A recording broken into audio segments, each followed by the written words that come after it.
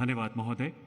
पट्टिकाओं के अनावरण के साथ ही देवभूमि के इतिहास में विकास का एक नया अध्याय जुड़ते हुए रोपवेज का निर्माण श्रद्धालुओं की तीर्थ यात्रा को और सुगम बनाएगा। सीमावर्ती राजमार्गों का पुनरुत्थान देश की सीमा को सामरिक मजबूती प्रदान करेगा। आइए देखते हैं भविष्य की इन प्रबल परियोजनाओं को प्रतिबिंबित करती ये लघु film. Please sit back and admire.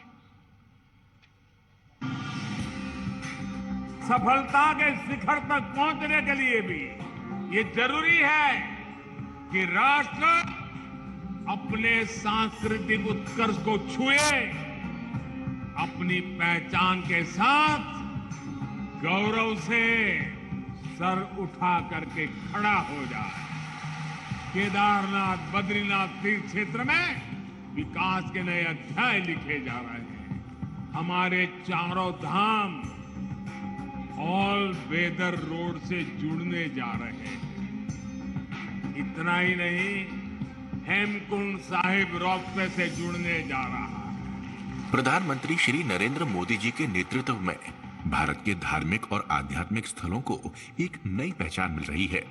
इसी कड़ी में आजादी के बाद उत्तराखंड पहली बार विकास की अनगिनत महत्वपूर्ण परियोजनाओं का साक्षी बन रहा है। इन्हीं में शामिल है सनातन धर्म की आस्था के केंद्र केदारनाथ और बद्रीनाथ धाम में हो रहे विकास कार्य, जो न सिर्फ धार्मिक और आध्यात्मिक चेतना का नव निर्माण कर रहे हैं, बल्कि सामाजिक और आर्थिक विकास की नई इबारत लिख रहे हैं। विकास के इसी संकल्प के तहत प्रधानमंत्री श्री नरेंद्र मोदी जी द्वारा 21 अक्टूबर को उत्तराखंड के सीमांत गांव माड़ा में 3,427 करोड़ रुपए की 2 सड़कों और 2 रोपवे प्रोजेक्ट की आधारशिलाएं रखी जा रही हैं। गौरीकुंड से केदारनाथ तक रोपवे प्रोजेक्ट 9.7 किलोमीटर लंबाई वाले इस रोपवे की लागत 1,267 करोड़ की होगी और इसके बन जाने से श्रद्धालुओं की 6 से 7 घंटे में पूरी होने वाली कठिन यात्रा अब सिर्फ आधे घंटे में पूरी हो सकेगी।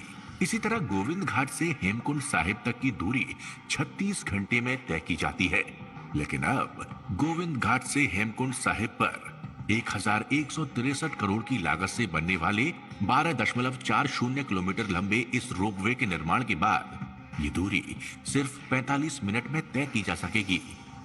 इन रोपवेज के बन जाने से अब लाखों श्रद्धालुओं और स्थानीय निवासियों को सुगम यात्रा का लाभ मिलेगा। जोशी मठ से मलारी तक 61.64 किलोमीटर सड़क का चौड़ीकरण किया जा रहा है।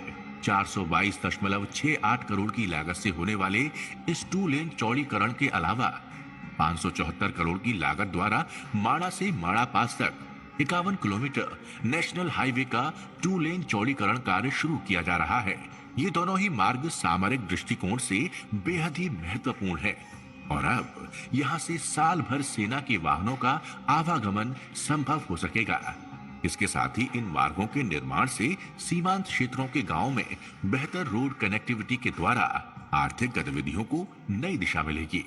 इन महत्वपूर्ण कार्यों का शिलान्यास प्रधानमंत्री जी द्वारा किया जा रहा है, जिससे उत्तराखंड के सीमांत क्षेत्रों में पलायन रुकेगा, पर्यटन और अन्य आर्थिक गतिविधियों को बढ़ावा मिलेगा।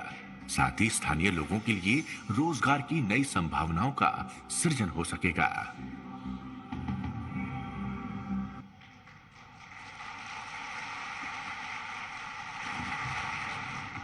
ये भागीरथ परियोजनाएं उत्तराखंड के विकास में निश्चित रूप से मील का पत्थर साबित होंगी। देवी और सज्जनों, वो चिर प्रतीक्षित पल जिसके लिए हम सभी उत्साहित हैं, आह्लादित हैं, साथ ही देश के कोने कोने से डिजिटल माध्यमों से जुड़े लाखों देशवासी माननीय प्रधानमंत्री जी की ओजस्वी वाणी सुनने के लिए प्रतीक्षारत हैं। आपसे करबद्ध आग्रह मान्यवर, कृपया अपने संबोधन से हमारा मार्गदर्शन करें, अपने आशीर्वचनों से हमें अनुग्रहित करें। माननीय प्रधानमंत्री महोदय।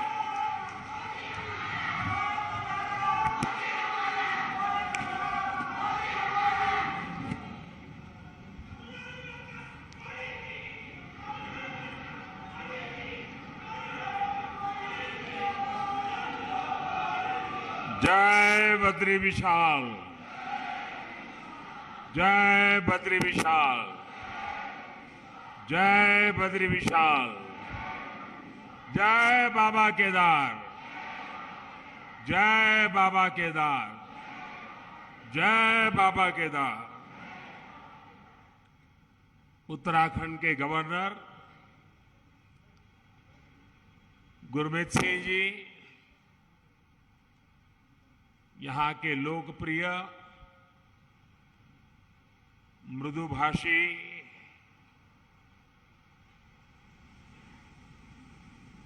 हर पल जिसके चेहरे पर स्मित रहता है, ऐसे हमारे पुष्कर सिंह धामी जी, संसद में मेरे साथी श्री तीरथ सिंह रावत जी,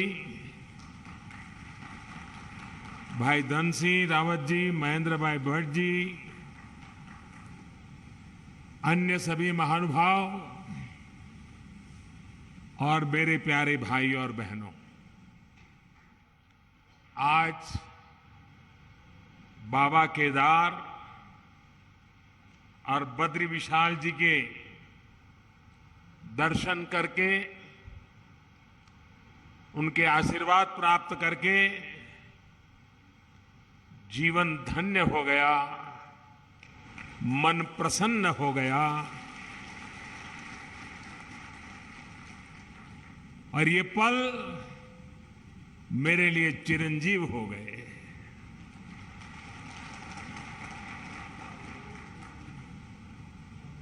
बाबा के सानिध्य में, बाबा के आदेश से, बाबा की कृपा से पिछली बार जब आया था तो कुछ शब्द मेरे मुंह से निकले थे। वो शब्द मेरे नहीं थे। कैसे आए, क्यों आए, किसने दिए, पता नहीं है, लेकिन यूं ही मुंह से निकल गया था, ये दशक उत्तराखंड का दशक होगा।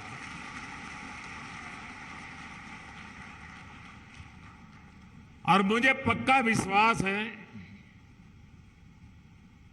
इन शब्दों पर बाबा के, बद्री विशाल के, मां गंगा के निरंतर आशीर्वाद की शक्ति बने रहेगी, ये मेरा अंतर्मन कहता है।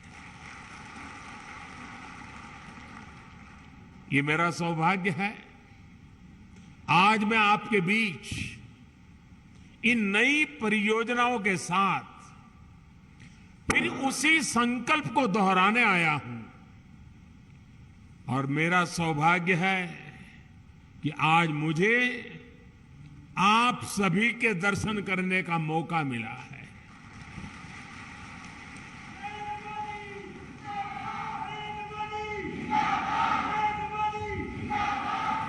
माणा गांव भारत के अंतिम गांव के रूप में जाना जाता है,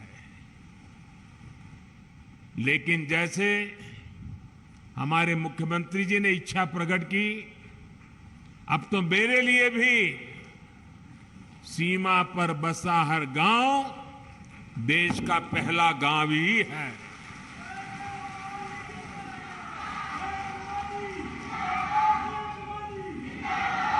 सीमा पर बसे आप जैसे सभी मेरे साथी देश के सशक्त प्रहरी हैं। और मैं आज माणा गांव को पुरानी यादें ताजा करना चाहता हूं। शायद कुछ पुराने लोग हो, उनको याद हो, मैं कोई मुख्यमंत्री बन गया, प्रधानमंत्री बन गया, इसलिए सीमा के इस पहले प्रहरी गांव को याद कर रहा हूं, ऐसा नहीं है। आज से 25 साल पहले जब मैं उत्तराखंड में भारतीय जनता पार्टी के एक कार्यकर्ता के रूप में काम करता था, न कोई मुझे ज्यादा जानता था, न मेरा उस प्रकार का कोई पब्लिक लाइफ था। मैं संगठन के लोगों के बीच में ही अपना जीवन गुजारता था, काम करता था। और उस समय माणा में मैंने उत्तराखंड भाजपा की कार्य समिति की मीटिंग बुलाई थी। तो मेरे उत्तराखंड के सारे कार्यकर्ता मेरे से बहुत उस समय नाराज थे, प्रश्न पूछते थे, साहब इतना दूर कितनी मेहनत से जाना पड़ेगा, कितना समय जाएगा। मैंने कहा भाई, जिस दिन उत्तराखंड बीजेपी के दिल में माणा का महत्व पक्का हो जाएगा ना, उत्तराखंड की जनता के दिल में भाजपा के लिए महत्व बन जाएगा। और उसी का परिणाम ये माणा गांव की मिट्टी की ताकत है। ये माणा गांव के मेरे भाइयों बहनों का आदेश है, आशीर्वाद है कि आज लगातार आपके आशीर्वाद बने रहते हैं। और मैं तो उत्तराखंड में नई सरकार बनने के बाद सार्वजनिक कार्यक्रम में पहली बार बोल रहा हूं। तो मैं आज जब यहां आया हूं और माणा की धरती से मैं पूरे उत्तराखंड के भाई बहनों को, हम सबको दोबारा सेवा करने का मौका दिया है, इसलिए हृदय से आभार व्यक्त करता हूं। साथियों, 21वीं सदी के विकसित भारत के निर्माण के दो प्रमुख स्तंभ हैं। पहला, अपनी विरासत पर गर्व, और दूसरा, विकास के लिए हर संभव प्रयास। आज उत्तराखंड इन दोनों ही स्तंभों को मजबूत कर रहा है।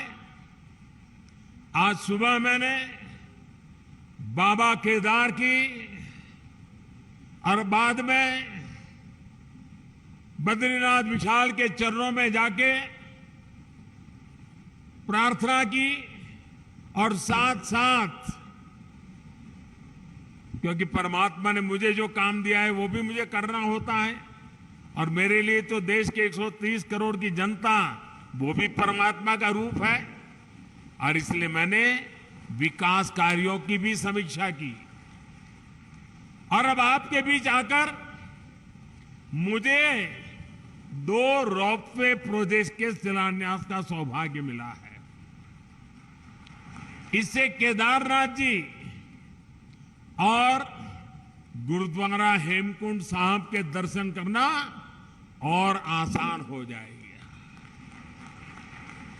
गुरु ग्रंथ साहब की हम पर कृपा बनी रहे, सभी पूज्य गुरुओं पे हम पर कृपा बनी रहे कि ऐसा पवित्र कार्य करने का गुरुओं के आशीर्वाद से हमें अवसर मिला है। बाबा केदार के आशीर्वाद बने रहे। और आप कल्पना कर सकते हैं, ये रोपवे ने खंबे, तार, अंदर बैठने के लिए कार, इतना मात्र नहीं है। ये रोपवे तेज गति से आपको बाबा के पास ले जाएगा, इतना नहीं है। इसके होने से, इस पे काम करने वाले लोगों से आप कल्पना नहीं कर सकते हैं मेरे देश के 130 करोड़ देशवासियों के आशीर्वाद उन पर बरसने वाले हैं। हेमकुंड साहब पे दुनिया भर में गुरु ग्रंथ साहब की पवित्र पूजा करने वाले जितने भी मेरे भाई बहन हैं, आज हमें आशीर्वाद बरसाते होंगे कि आज हेमकुंड साहब तक का ये रोपवे बन रहा है। आप कल्पना नहीं कर सकते इसकी ताकत क्या है। अब देखना, आज यूके हो, जर्मनी हो, कनाडा हो, वहां पर उत्सव मनाया जाएगा, क्योंकि अब हेमकुंड साहब तक जाने का रोपवे बन जाएगा। और समय तो बचेगा, भक्ति में मन और ज्यादा लगेगा। विकास के इन सभी प्रोजेक्ट्स के लिए उत्तराखंड को और देश विदेश के हर आस्थावान श्रद्धालु को मैं आज बहुत बहुत बधाई देता हूं। और गुरुओं की कृपा बनी रहे, बाबा केदार की कृपा बनी रहे, बद्री विशाल की कृपा बनी रहे, यही, और हमारे सभी श्रमिक साथियों को भी शक्ति मिले ताकि वे भी पूरी ताकत से समय सीमा में इस काम को पूरा करें। और हम प्रार्थना करें, हर बार प्रार्थना करें, क्योंकि ये बहुत कठिन इलाका है। यहां काम करना कठिन होता है, हवाएं तेज चलती हैं और इतनी ऊंचाई पे जाके काम करना होता है। परमात्मा से प्रार्थना करें कि इस पूरे काम के दरमियान कोई एक्सीडेंट न हो जाए, किसी हमारे साथी का नुकसान न हो जाए, ये हम प्रार्थना करते रहे। और जिस भी गांव के पास वो काम करते हैं, वो भगवान का काम कर रहे हैं, आप उनको संभालना, उनको मजदूर मत समझना, उनको मजदूर मत समझना, ये मत समझना कि उनको पैसे मिल रहे हैं, काम कर रहे हैं। जी नहीं, वो परमात्मा की सेवा कर रहे हैं, वो आपके गांव के मेहमान हैं, कठिन काम करने वाले हैं। उनको जितना संभालोगे काम उतना तेजी से होगा। करोगे ना? इनको संभालोगे ना? अपने संतानों की तरह संभालोगे, अपने भाई बहन की तरह संभालोगे। साथियों, आज मैं बाबा केदार के धाम में गया था, तो वहां जो श्रमिक भाई बहन काम करते थे, उनसे भी मुझे बातचीत करने का मौका मिला। जो इंजीनियर लोग हैं, उनके भी साथ बात करने का मौका मिला। मुझे इतना अच्छा लगा। और वो कह रहे थे कि हम कोई रोड का या इमारत का काम नहीं कर रहे हैं, हम तो बाबा के पूजा कर रहे हैं, बाबा की पूजा कर रहे हैं, और ये हमारा पूजा करने का तरीका है। साथियों, देश की आजादी के 75 साल पूरे होने पर मैंने लाल किले से एक आह्वान किया है। ये आह्वान है गुलामी की मानसिकता से पूरी तरह मुक्ति का। आजादी के इतने वर्षों के बाद आखिरकार मुझे ये क्यों कहना पड़ा? क्या जरूरत पड़ी ये कहने की?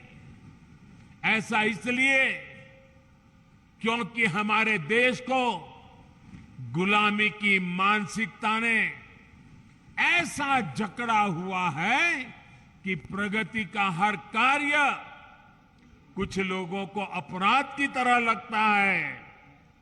या तो गुलामी के तराजू से प्रगति के काम को तोला जाता है। इसलिए लंबे समय तक हमारे यहां अपने आस्था स्थलों के विकास को लेकर एक नफरत का भाव रहा। विदेशों में वहां की संस्कृति से जुड़े स्थानों की ये लोग तारीफ करते करते नहीं थकते, लेकिन भारत में इस प्रकार के काम को हेय दृष्टि से देखा जाता था। इसकी वजह एक ही थी, अपनी संस्कृति को लेकर हीन भावना, अपने आस्था स्थलों पर अविश्वास, अपनी विरासत से विद्वेष। और ये हमारे समाज में आज बड़ा हो ऐसा नहीं है। आजादी के बाद सोमनाथ मंदिर के निर्माण के समय क्या हुआ था वो हम सब जानते हैं। इसके बाद राम मंदिर के निर्माण के समय इतिहास से भी हम भली भांति परिचित हैं। गुलामी की ऐसी मानसिकता ने हमारे पूजनीय पवित्र आस्था स्थलों को जर्जर स्थिति में ला दिया था। सैकड़ों वर्षों से मौसम की मार सहते आ रहे पत्थर, मंदिर स्थल, पूजा स्थल के जाने के मार्ग, वहां पर पानी की व्यवस्था, तो उसकी तबाही, सब कुछ तबाह होकर के रख दिया गया था। आप याद करिए साथियों, दशकों तक हमारे आध्यात्मिक केंद्रों की स्थिति ऐसी रही, वहां की यात्रा जीवन की सबसे कठिन यात्रा बन जाती थी। जिसके प्रति कोटि कोटि लोगों की श्रद्धा हो, हजारों साल से श्रद्धा हो, जीवन का एक सपना हो कि उस धाम में जाकर के मत्था टेक के आएंगे, लेकिन सरकारें ऐसी रही कि अपने ही नागरिकों को वहां तक जाने की सुविधा करने का उनको जरूरी नहीं लगा। पता नहीं कौन सी गुलामी की मानसिकता ने उनको जकड़ के रखा था। यह अन्याय था कि नहीं था भाइयों? यह अन्याय था कि नहीं था? ये जवाब आपका नहीं है, ये जवाब 130 करोड़ देशवासियों का है। और आपके इन सवालों का जवाब देने के लिए ईश्वर ने मुझे ये काम दिया है।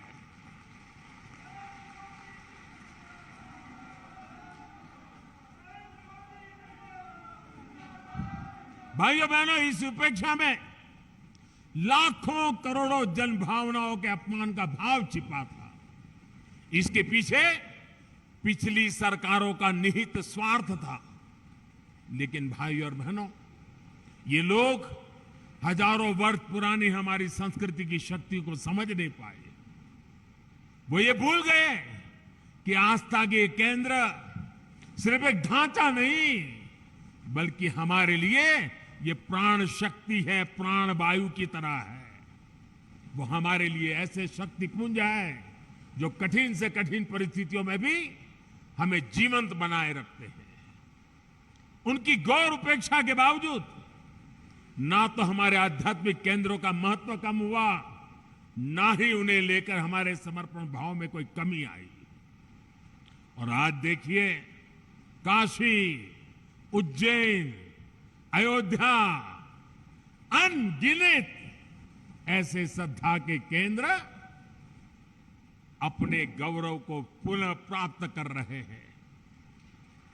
केदारनाथ, बद्रीनाथ, हेमकुंड साहब, वे भी श्रद्धा को संभालते हुए आधुनिकता से उसकी सुविधाओं से जोड़ा जा रहा है। अयोध्या में इतना भव्य राम मंदिर बन रहा है। गुजरात के पावागढ़ में मां कालिका के मंदिर से लेकर देवी विंध्याचल के कॉरिडोर तक भारत अपने सांस्कृतिक उत्थान का आह्वान कर रहा है। आस्था के इन केंद्रों तक पहुंचना अब हर श्रद्धालु के लिए सुगम और सरल हो रहा है।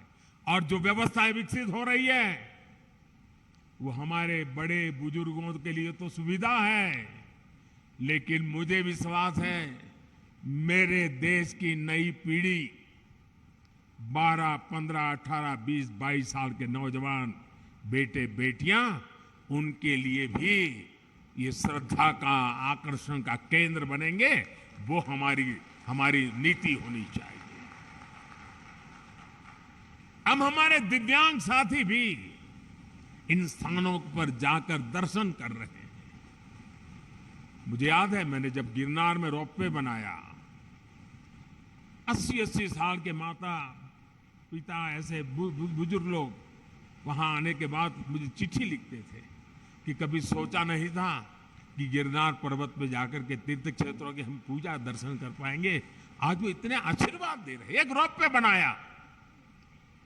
साथियों, इस ताकत को कई लोग पहचान ही नहीं पाते। आज पूरा देश अपने आध्यात्मिक केंद्रों को लेकर गर्व के भाव से भर गया है। उत्तराखंड की ये देवभूमि स्वयं इस परिवर्तन की साक्षी बन रही है। डबल इंजन की सरकार बनने से पहले केदारनाथ में एक सीजन में ज्यादा से ज्यादा 5 लाख श्रद्धालु आया करते थे। अब इस सीजन में ये संख्या मुझे बता रहे हैं 45 लाख। अब देखिए साथियों, आस्था और आध्यात्म के स्थलों के इस पुनर्निर्माण का एक और पक्ष है जिसकी उतनी चर्चा नहीं हो पाती है। ये पक्ष है पहाड़ के लोगों की ईज ऑफ लिविंग का, पहाड़ के युवाओं को रोजगार का। जब पहाड़ पर रेल, रोड और रोप पे पहुंचते हैं तो अपने साथ रोजगार लेकर के आते हैं। जब पहाड़ पर रेल और रोड और रोप पे पहुंचते हैं तो ये पहाड़ का जीवन भी जानदार, शानदार और अधिक आसान बना देते हैं। ये सुविधाएं पहाड़ पर टूरिज्म भी बढ़ाती हैं, ट्रांसपोर्टेशन भी आसान करती है। अब तो हमारी सरकार ड्रोन को भी पहाड़ों पर सामान के ट्रांसपोर्ट का प्रमुख साधन बनाने पर काम कर रही है। क्योंकि आजकल ड्रोन आते हैं 20 किलो, 25 किलो, 50 किलो तक सामान उठा करके तेज गति से दूसरी जगह पे उतार देते हैं। हम उसको लाना चाहते हैं क्योंकि आपके यहां जो फल सब्जी पैदा होती है वो ताजा ताजा बड़े शहरों में पहुंचे ताकि आपको ज्यादा कमाई हो। और मैं आज हिंदुस्तान के सीमा पर देश की रक्षा कर रहे गांववासियों के बीच आया हूं, तब अभी मैं आप जो हमारी माताएं बहनें सेल्फ हेल्प ग्रुप की बहनें जो उत्पादन पैदा करती है, जो मसाला, वो पहाड़ी नमक, ये सारी चीजें मैं देख रहा था और पैकेजिंग वगैरह मैं सचमुच में मेरा मन बड़ा प्रसन्न कर गया जी। माताओं बहनों को प्रणाम करता हूं, क्या बढ़िया काम किया आपने। लेकिन मैं यहां से हिंदुस्तान भर से जो प्रवासी आते हैं, जो यात्री आते हैं, जो एडवेंचर के लिए आते हैं, जो श्रद्धा के लिए, किसी भी तरीके से क्यों ना आते हो, एक जीवन में व्रत बनाइए कि आप यात्रा में जितना खर्चा करते हैं, ट्रैवलिंग का खर्चा करते होंगे, खाने के पीछे खर्चा करते होंगे, बड़ी होटल में रहने के लिए खर्चा करते होंगे, आप मन में एक व्रत बनाइए।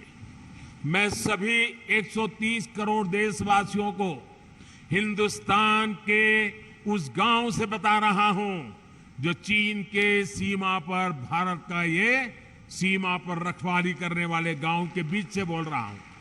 मैं उनकी तरफ से बोल रहा हूं, आप जहां भी जाएं यात्रा करने के लिए, इस कठिन क्षेत्र में आए, या पुरी चले जाएं, या कन्याकुमारी चले जाएं, या सोमनाथ, कहीं पर भी जाए, एक संकल्प कीजिए। जैसे मैं वोकल फॉर लोकल की बात करता हूं ना, मैं आज एक और संकल्प के लिए प्रार्थना करता हूं, और देशवासियों को प्रार्थना करना है तो मेरा हक बनता है जी। मैं आदेश तो नहीं दे सकता हूं, प्रार्थना तो कर सकता हूं। मैं प्रार्थना करता हूं, आप जितना खर्चा करते हैं तय कीजिए, कम से कम 5% जो टोटल खर्चा आपका यात्रा का होगा, उसमें 5%, अगर 100 रुपया खर्चा करते हो तो 5 रुपया, उस इलाके में जो कुछ भी स्थानीय उत्पाद है, स्थानीय लोग जो बनाते हैं, आप उसको जरूर खरीदिए। आपके घर में है तो दूसरा लेके जाइए, किसी को भेंट दे दीजिए, लेकिन वहां से जरूर लेके जाइए। आपको मैं विश्वास दिलाता हूं भाइयों बहनों, इन सारे क्षेत्रों में इतनी रोजी रोटी मिल जाएगी। अभी मुझे माताएं बहनें कह रही थी कि इस बार यात्री इतने आए, मैंने कहा कितनी बिक्री हुई, तो जरा पहले तो शर्मा गए बताते बताते। मैंने कहा नहीं बताइए बताइए। फिर उन्होंने कहा 2.5 लाख रुपए का बिक गया इस बार। उनको इतना संतोष था। अगर सब यात्री, सभी प्रवासी जहां जाए वहां स्थानीय जो गरीब लोग पैदा करते हैं, वैसी स्थानीय बनी हुई चीज 5% बजट ये जोड़ दीजिए। आप देखिए, आपको जीवन में संतोष होगा, और घर में रखेंगे, बच्चों को बताएंगे कि देखिए हमने उस साल जब उत्तराखंड गए थे ना, ये तस्वीर तो तुझे अच्छी लगती है, उस तस्वीर के पीछे तो हमने 20 रुपया खर्च किया है, लेकिन ये जो छोटी चीज दिखती है ना, वहां की एक बूढ़ी मां बना रही थी, मैं उससे लेकर के आया था। आपको आनंद होगा, आपको संतोष होगा। इसलिए मैं आज यहां से पूरे देश को प्रार्थना कर रहा हूं, मेरे प्यारे भाइयों बहनों, पहाड़ के लोगों की पहली पहचान यही होती है कि वो बहुत मेहनती होते हैं। उन्हें उनके साहस, उनकी जुझारू प्रवृत्ति के लिए जाना जाता है।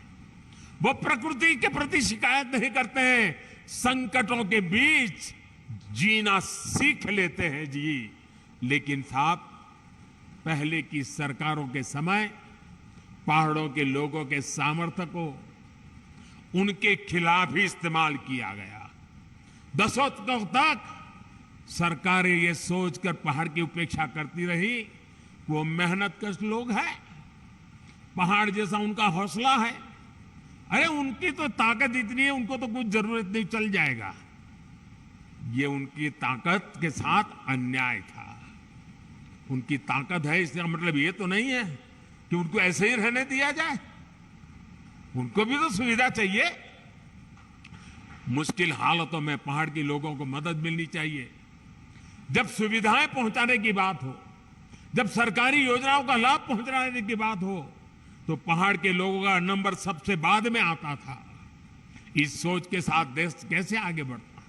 पहाड़ के लोगों के साथ हो रहे इस अन्याय को मुझे समाप्त करना ही था। इसलिए पहले जिस इलाकों को देश की सीमाओं का अंत मानकर नजरअंदाज किया जाता था, हमने वहां से समृद्धि का आरंभ मानकर काम शुरू किया है। पहले देश का आखिरी गांव जानकर जिसकी उपेक्षा की जाती थी, हमने वहां के लोगों को अपेक्षाओं पर फोकस पर करके काम करना शुरू किया है। पहले देश के विकास में जिनका योगदान को महत्व नहीं दिया जाया गया, हमने उन्हीं को साथ लेकर प्रगति के महान लक्ष्यों की ओर बढ़ने का संकल्प किया है।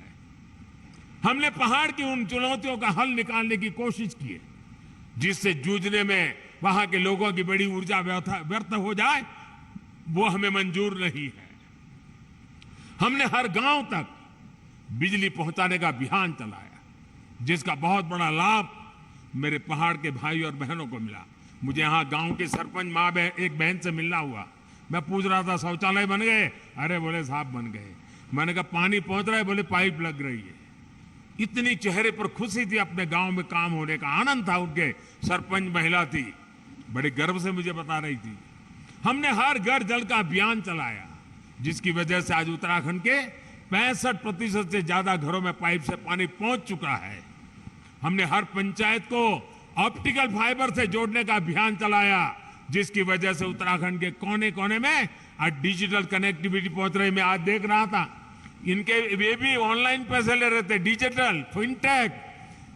मैं जरा हमारे पार्लियामेंट में कुछ बुद्धिमान लोग बैठते हैं, उनको बताना चाहता हूं कि मणा आई है, मणा।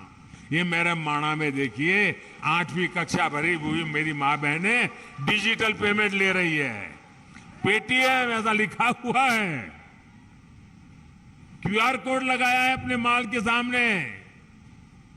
ये ताकत मेरे देश की मुझे माणा गांव के लोगों के पास देख करके और गर्व हो रहा है। हमने गांवों में हेल्थ और वेलनेस सेंटर खोलने का अभियान चलाया, जिसकी वजह से आज गांव के पास चिकित्सा की सुविधा पहुंच रही है। इन अभियानों का बहुत बड़ा लाभ हमारी माताओं, बहनों, बेटियों को हुआ है। एक संवेदनशील सरकार, गरीबों का दुख दर्द समझने वाली सरकार कैसे काम करती है, ये आज देश के हर कोने में लोग अनुभव कर रहे हैं।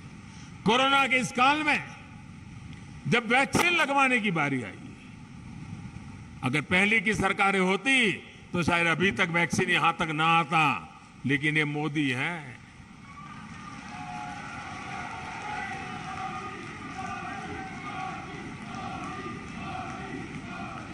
मैंने कहा कोरोना जाए उसकी ज्यादा तेजी से मुझे वैक्सीन पहाड़ों में ले जानी है, और मैं सरकार को बधाई देता हूं। मेरे उत्तराखंड और मेरे हिमाचल 2 प्रदेशों ने सबसे पहले वैक्सीनेशन का काम पूरा कर दिया भाई। इस वैश्विक महामारी में लोगों को भूखमरी का शिकार ना होना पड़े, बच्चों को कुपोषण का शिकार ना होना पड़े, इसके लिए हमने प्रधानमंत्री गरीब कल्याण अन्न योजना शुरू की। इस योजना की वजह से उत्तराखंड के भी लाखों लोगों को मुफ्त अनाज मिला, और हमने पक्का किया किसी गरीब के घर में भी कोई दिन ऐसा नहीं होना चाहिए जब घर में चूल्हा न जला हो, रोटी न पकी हो, कोई बच्चा भूखा सोया हो। वो दिन मैं देखना नहीं चाहता था, और हम सफलतापूर्वक कर पाए भाइयों बहनों। कुछ समय पहले ही हमारी सरकार ने उस अवधि को और 3 महीना बढ़ा दिया है, ताकि इस त्योहारों के दिनों में हमारे गरीब परिवारों को दिक्कत न हो। डबल इंजन की सरकार के प्रयासों से अब उत्तराखंड में विकास कार्यों में फिर तेजी आ रही है। जो लोग घर से पलायन करके चले गए थे, अब अपने पुराने घरों में लौटने लगे हैं। होम स्टे, गेस्ट हाउस, ढाबों, छोटी छोटी दुकानों में अब रौनक बढ़ने लगी है। इन सुविधाओं से उत्तराखंड में पर्यटन का हो रहा है विस्तार, यहां के विकास को भी गति देने वाला है। मुझे खुशी है कि डबल इंजन की सरकार यहां के युवाओं को होम स्टे की सुविधा बढ़ाने के लिए, युवाओं के स्किल डेवलपमेंट के लिए निरंतर आर्थिक मदद दे रही है। सीमावर्ती क्षेत्रों से युवाओं को एनसीसी से जोड़ने का अभियान भी यहां के युवाओं के उज्जवल भविष्य के लिए तैयार हो रहा है। पूरे देश में सीमावर्ती क्षेत्र में जो अच्छी स्कूल होगी, अब एनसीसी हम वहां चलाएंगे। अहमदाबाद, मुंबई, चेन्नई, वहां एनसीसी 75 साल चली, अब एनसीसी चलेगी इन गांवों में। मेरे गांव के बच्चों को मिलेगा लाभ।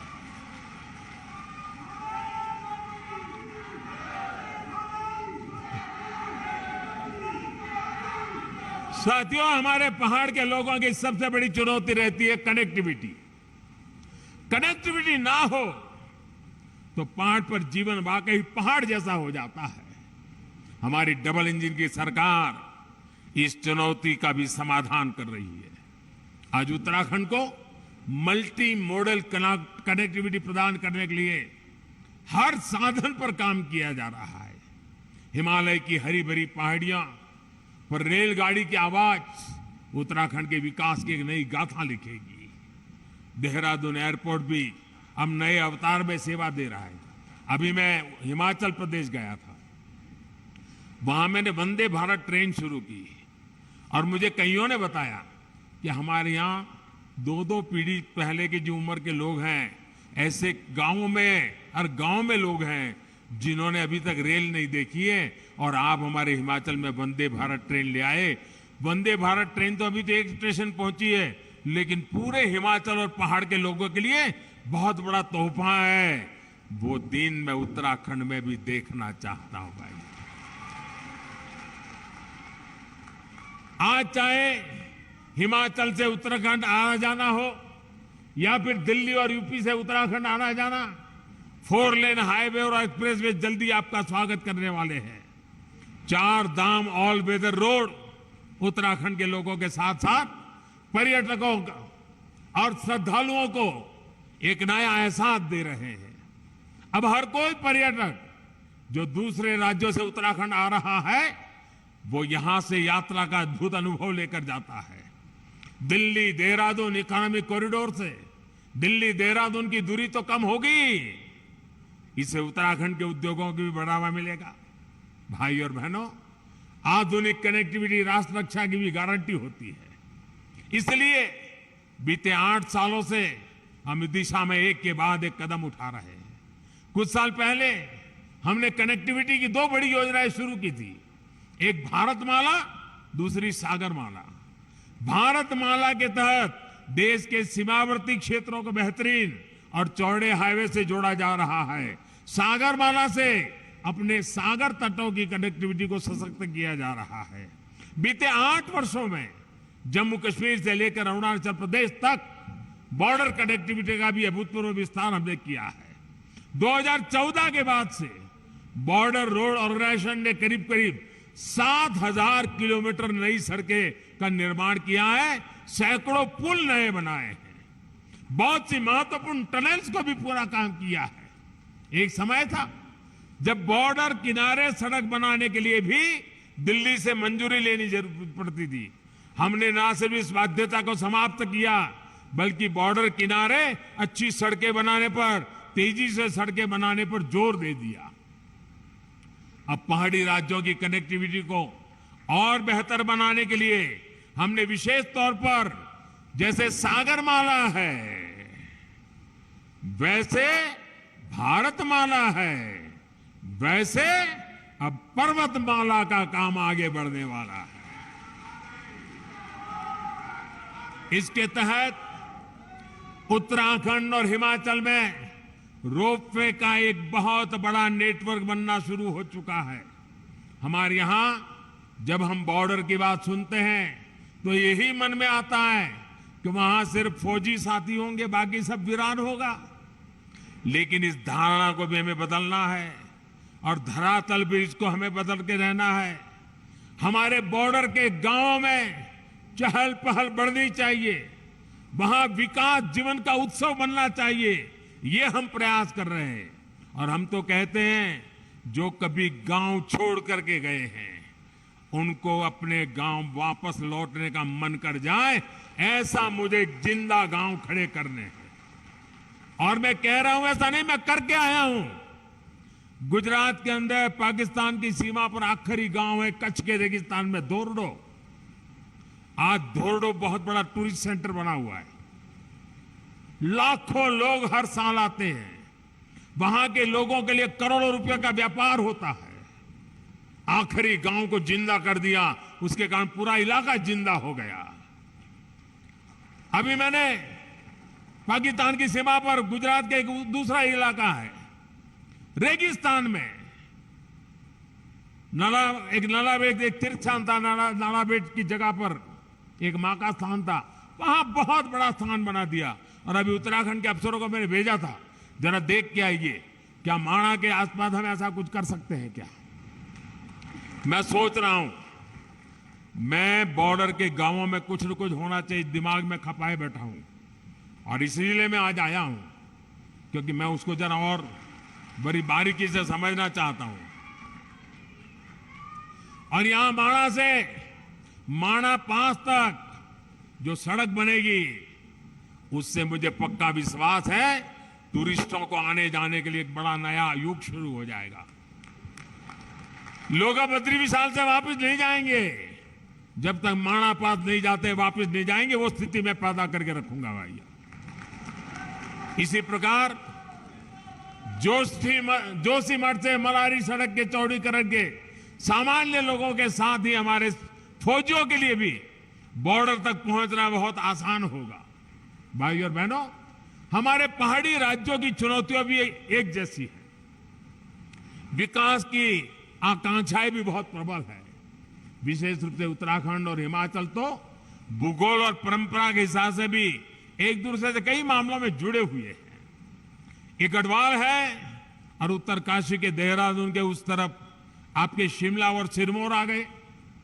जौनसार और सिरमौर के गिरिपार में तो अंतर करना भी कोई बहुत मुश्किल होता है। मैं तो अभी हिमाचल के अनेक क्षेत्रों में जाकर आया हूं, वहां उत्तराखंड की बहुत चर्चा है। हिमाचल वाले कह रहे हैं कि जिस प्रकार उत्तराखंड ने तेज विकास के लिए, धरोहरों, आस्था के स्थानों को विकास के लिए, बॉर्डर और पहाड़ी क्षेत्रों की सुविधा बढ़ाने के लिए डबल इंजन की सरकार को दोबारा ले आए हैं, वही मंत्र हिमाचल को भी प्रेरणा दे रहा है। मैं उत्तराखंड को फिर विश्वास दिलाता हूं कि आपकी आशा व आकांक्षाओं को पूरा करने के लिए हमारी मेहनत कभी कम नहीं होगी। मैं बाबा केदार और बद्री विशाल से इस जन विश्वास पर खरा उतरने का आशीर्वाद मांगने भी यहां आया हूं। एक बार फिर विकास के लिए, विकास की परियोजनाओं के लिए मैं आप सबको बहुत बहुत बधाई देता हूं। और इतनी बड़ी तादाद में आप आशीर्वाद देने आए, माताएं बहनें आई। शायद आज घर में कोई नहीं होगा, छोटा सा माणा आज पूरा यहां माहौल बदल दिया है। मैं कितना भाग्यवान हूं जब ये माताएं बहनें मुझे आशीर्वाद दी।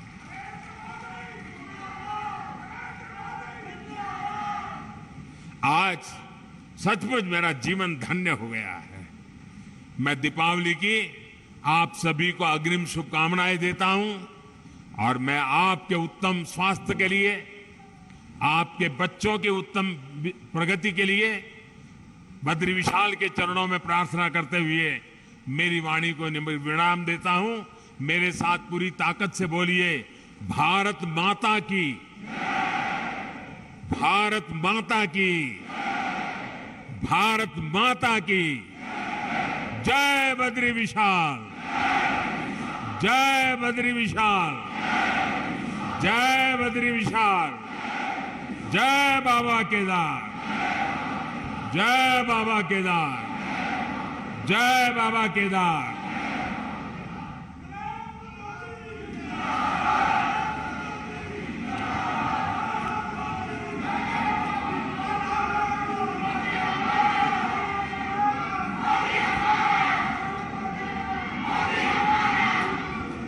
आपके ओजस्वी उद्बोधन के लिए बहुत बहुत आभार मान्यवर।